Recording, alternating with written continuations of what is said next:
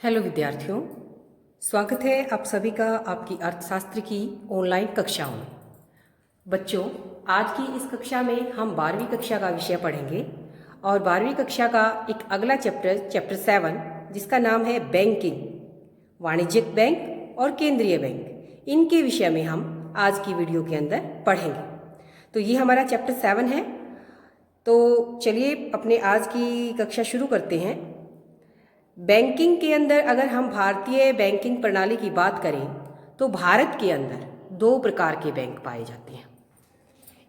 भारत के अंदर दो प्रकार के बैंक पाए जाते हैं। चलिए उनके बारे में हम बाद में पढ़ेंगे। सबसे पहले हम वाणिज्यिक बैंकों के बारे में ही पढ़ते हैं। वाणिज्यिक बैंक यानी कि कमर्शियल बैंक। तो सबसे पहले हमें पता होना चाहिए कि वाणिज्यिक बैंक होते क्या हैं, कमर्शियल बैंक होते क्या हैं। तो ये वो बैंक होते हैं जो सीधे जनता के साथ लेन देन करते हैं।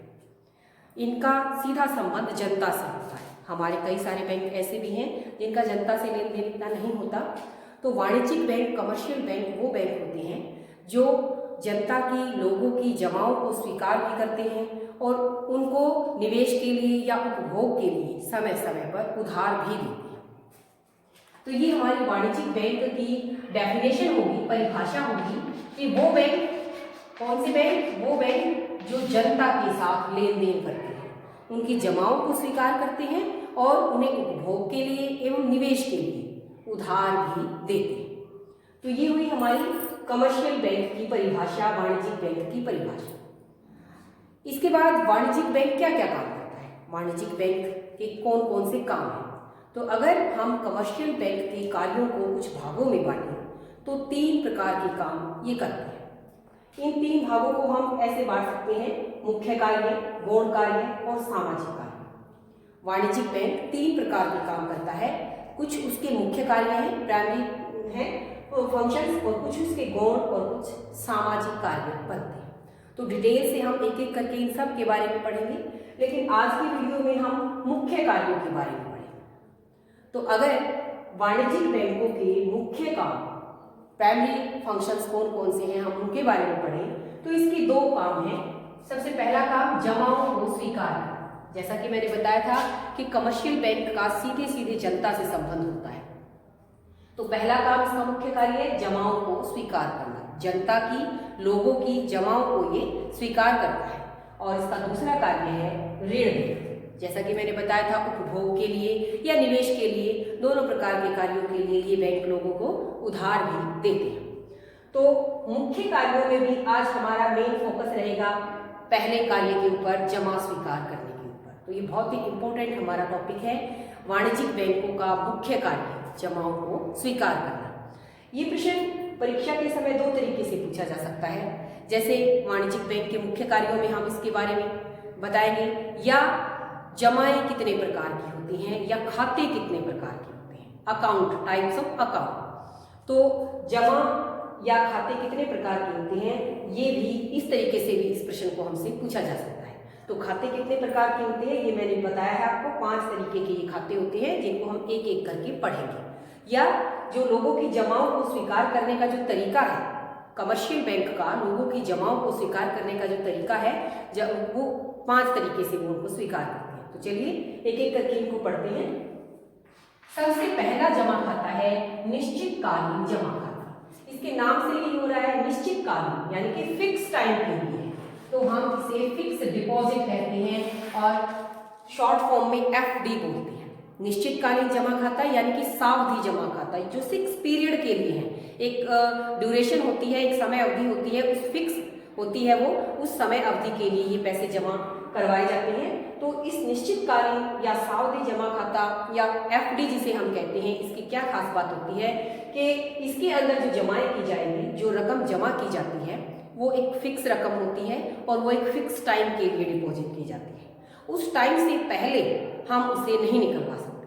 हाँ, अगर विशेष परिस्थितियों में हम उसको निकलवाते हैं तो उसके ऊपर जो हमें ब्याज मिलना था, उस ब्याज में कुछ कटौती हो। आप सभी ने देखा होगा कि घर में पेरेंट्स हमारे पैसे जमा करवाते हैं, एफडी करवाते हैं, तो उसके बदले में उनको एक रसीद मिलती है। तो जो निश्चितकालीन जमा खाता होता है, उसमें जो रकम जमा की जाती है, बैंक उस जमा की हुई रकम की एक रसीद बनाकर देता है उस रसीद के ऊपर जिसके नाम वो एफडी है उसका जमाकर्ता का नाम होता है, जमाकर्ता ने कितनी रकम जमा करवाई है वो रकम होती है, उस रकम के ऊपर ब्याज की दर कितनी लगेगी वो ब्याज की दर भी होती है, और किस समय अवधि के लिए वो की गई है जमा वो भी होती है। हो सकता है वो 1 वर्ष के लिए है, 2 वर्ष के लिए है, 5 वर्ष, 10 वर्ष, कितने भी हो सकती है। तो निश्चितकालीन जमा खाते के अंदर जो भी रकम जमा करवाई जाएगी वो एक फिक्स टाइम के लिए होगी और बैंक उसकी रसीद बना कर देगा। उस रसीद के ऊपर जमाकर्ता का नाम और जमाकर्ता ने कितनी राशि जमा की वो राशि, ब्याज की दर और वो समय अवधि जितनी अवधि के लिए वो जमा की गई है। इसके अलावा उसको बाद में मैच्योरिटी टाइम पर वो कितनी रकम वापस मिलेगी वो सब उसके अंदर लिखा हुआ होता है। दूसरी बात, जो ये एफडी होती है, जो ये रसीद, जो ये कागज बैंक हमें देता है, ये हस्तांतरणीय होता है, अर्थात जिसके नाम पर वो एफडी है वही उस रकम को ले सकता है, अन्य कोई उस रकम को नहीं लेगा। दूसरी अगली विशेषता इसकी क्या है कि जो निश्चित फिक्स टाइम के लिए है, क्योंकि उस फिक्स टाइम से पहले इसको जमाकर्ता नहीं निकलवा सकता, निकलवाता है तो उसे कटौती होने के बाद वो रकम मिलती है, तो इसीलिए इसके ऊपर जो रेट ऑफ इंटरेस्ट होगी, ब्याज की जो दर होगी, वो अन्य जमाओं से अधिक होती है। तो निश्चितकालीन जमा खाता क्या होता है, उसकी क्या क्या खास बातें होती हैं, उम्मीद है आपको समझ में आ गया होगा। फिक्स टाइम के लिए है और इसके ऊपर रेट ऑफ इंटरेस्ट ज़्यादा होती है क्योंकि ये फिक्स टाइम के लिए है, ये इसे पहले नहीं निकलवाते। दूसरे टाइप का खाता है हमारा चालू जमा खाता। पहले नंबर का खाता एफडी हो गया और दूसरा खाता है हमारा चालू जमा खाता। इसे हम करंट जो हमारा अकाउंट होता है वो भी बोलते हैं। तो करंट अकाउंट शब्द आपने सुन रखा होगा। करंट या चालू, तो नाम से ही हो रहा है कि यहाँ पर तो हमने क्या किया था, एक बार ही जमा करवा दिया, वो फिक्स टाइम के लिए था, लेकिन ये उसकी उलट है। चालू जो हमारा खाता होता है, करंट अकाउंट जो हमारा होता है, उसमें हम दिन में कितनी बार भी जमा भी करवा सकते हैं और निकलवा भी सकते हैं। तो ये इसकी विशेषता है। करंट अकाउंट के अंदर हम दिन में कई बार ट्रांजैक्शंस कर सकते हैं, निकलवा भी सकते हैं और उसके अंदर पैसे डलवा भी सकते हैं। तो क्योंकि इसको हम दिन में कई बार निकलवा सकते हैं, कई बार जमा करवा सकते हैं, तो इसके ऊपर जो रेट ऑफ इंटरेस्ट होती है वो बहुत कम या ना के बराबर होती है। उल्टा अगर इस खाते के अंदर जो बैंक की एक फिक्स राशि है कि भाई खाते के अंदर इतने पैसे अवश्य होने चाहिए, अगर उस न्यूनतम स्तर से भी कम पैसे चले जाते हैं तो बैंक कुछ जो फीस होती है, जो कुछ चार्जेस होती है, वो उल्टा उससे लेता है, देता नहीं। यानी कि इसके ऊपर जो ब्याज की दर होती है वो बहुत ही माइनर, या फिर अगर एक न्यूनतम दर से कम राशि रह जाती है तो उल्टा हमें देनी पड़ेगी। दूसरी विशेषता, क्योंकि ये करंट में है तो हम इसे कई बार दिन में निकाल सकते हैं, ट्रांजैक्शन जमा भी करवा सकते हैं। और दूसरी अगली विशेषता इसकी क्या है कि जो करंट अकाउंट होता है, ये अधिकतर जो हमारा व्यापारी वर्ग है या जो हमारा उत्पादक वर्ग होता है, जिनको डेली के डेली प्रतिदिन पैसे निकलवाने की भी जरूरत पड़ती रहती है और जमा करवाने की भी जरूरत पड़ती है, तो ये उनके लिए विशेष रूप से उन्हीं के लिए होता है करंट अकाउंट, चालू जमा खाता। तो हमने 2 प्रकार के खाते कर लिए। तीसरे प्रकार का खाता है हमारा बचत जमा खाता, सेविंग अकाउंट बोलते हैं हम इसको, बचत जमा खाता यानी कि सेविंग्स। तो इस अकाउंट की क्या विशेषता होती है कि इस अकाउंट से हम जो इसके अंदर जो हम रेट ऑफ इंटरेस्ट होती है, वो रेट ऑफ इंटरेस्ट एफडी वाली रेट ऑफ इंटरेस्ट से तो थोड़ी कम होती है। सेविंग्स है ये हमारी, तो उसकी बजाय इसकी जो ब्याज की दर होती है वो कम होती है। और ये बचतों को, क्योंकि इसका नाम बचत जमा खाता है, तो सेविंग्स को बढ़ाने के लिए, इसे लोग बचत करने के लिए प्रोत्साहित हो, इसके लिए ये हमारा खाता बनाया गया है, सेविंग जमा खाता। इसके ऊपर ब्याज की दर मिलती है ब्याज, लेकिन जो निश्चितकालीन जमा खाता है उसकी अपेक्षा जो सेविंग्स की जो हमारी रेट ऑफ इंटरेस्ट होती है वो कम होती है। इसके बाद चौथे नंबर का आता है हमारा खाता, जिसका नाम है होम शेयर बचत खाता। ये जो बचत खाता होता है सेविंग्स, ये अधिकतर जो एम्प्लॉय लोग होते हैं उनके लिए होता है। तो एम्प्लॉय वर्ग, इसकी एक और विशेषता ये भी थी कि एक तो ये एम्प्लॉय वर्ग के लिए होगा, कर्मचारी वर्ग के लिए, और दूसरी चीज इसकी विशेषता क्या है कि इस खाते से अगर हमें एक लिमिट में ही हम पैसे को निकाल सकते हैं। अगर उस लिमिट से ज़्यादा पैसा हम निकालेंगे तो उसके लिए हमें पहले बैंक से परमिशन लेनी पड़ती है। एक सीमा से अधिक जो है वो पैसे हम इस खाते से नहीं निकलवा सकते।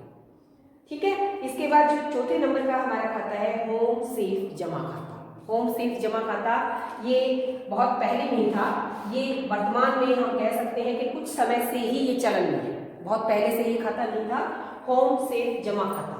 तो जैसा कि इसके नाम से ही पता चल रहा है कि घरों के अंदर जो छोटी छोटी बचतें होती हैं उनको प्रोत्साहित करने के लिए ये एक नया तरीका अभी वर्तमान में कुछ समय से ही इसको शुरू किया गया है, होम सेफ जमा खाता।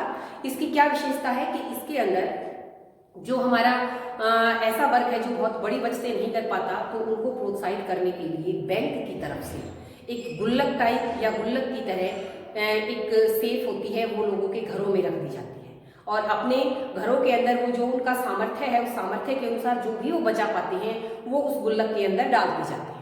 कुछ समय के पश्चात एक फिक्स टाइम होता है, कुछ एक महीने के बाद या जितना भी फिक्स टाइम होता है उस फिक्स टाइम के बाद बैंक का कोई कर्मचारी आता है और वो उस गुल्लक को लेके जाता है। उस गुल्लक की जो चाबी होती है वो बैंक के पास होती है, यानी कि हम उसके अंदर पैसे डाल सकते हैं, निकाल नहीं सकते। तो कुछ समय के पश्चात बैंक कर्मी आते हैं और उस गुल्लक को ले जाते हैं और उस गुल्लक के अंदर जो अमाउंट थी उसे हमारे खाते में वो डाल देते हैं।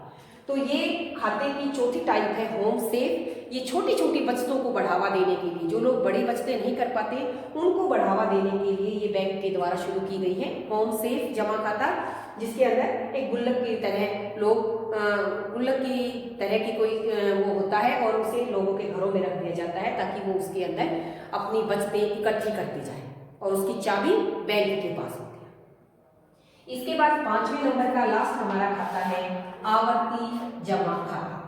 इसे हम आरडी बोलते हैं, आरडी शॉर्ट फॉर्म। तो आरडी शब्द आप लोगों ने सुन रखा होगा, बहुत सारे लोग कहते हैं कि हम आरडी के अंदर पैसे डलवाते हैं, तो वो ये है आवर्ती जमा खाता।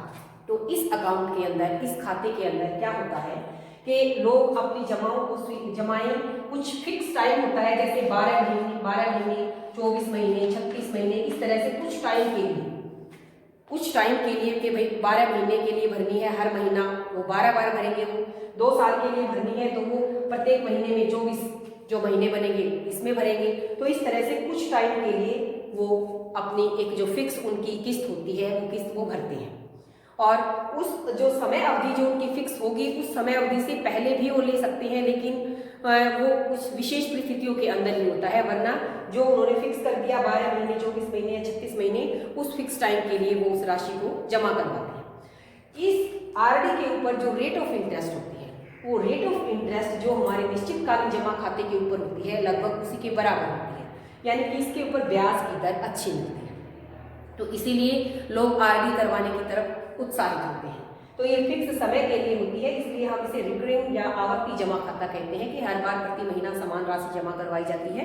यहाँ पर एक ही बार में जमा करवाई गई थी, लेकिन ये हर महीने जमा करवाई जाती है, इसलिए इसे आवर्ती जमा खाता कहा गया है। तो इस प्रकार से बच्चों हमने पढ़ा कि जमा स्वीकार करने के अंतर्गत हमारे 5 खाते आते हैं। हमारे जमा खाते या जमाएं 5 प्रकार की होती हैं। तो ये बहुत ही इम्पोर्टेंट हमारा क्वेश्चन बनता है, खाते कितने प्रकार के होते हैं या जमाएं कितने प्रकार की होती हैं, और जो वाणिज्यिक बैंक होते हैं उनके मुख्य कार्यों में जो जमा स्वीकार करना होता है उसके अंतर्गत क्या क्या आता है। तो मेरे ख्याल से आज की इस वीडियो के लिए इतना काफ़ी हो गया है।